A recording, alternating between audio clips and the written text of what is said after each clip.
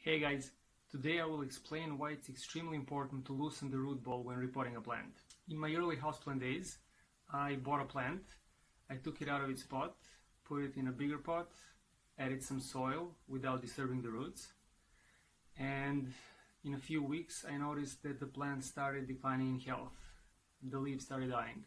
So I took the plant out of the pot and I noticed that none of the roots have grown into the new soil. Not a single root. The roots were still in their compacted root ball.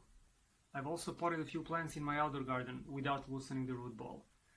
Some of those plants unfortunately died very quickly. After taking the plants out of the soil, I noticed the same thing. The roots didn't grow out of the root ball into the surrounding soil.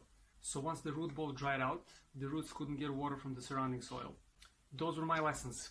I had to learn the hard way, and since that time I always loosen the root ball when repotting.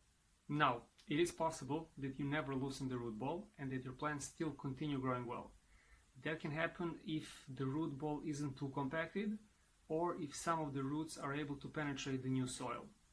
However, roots that stay in the compacted root ball, after a while they will run out of organic matter, they will run out of nutrients.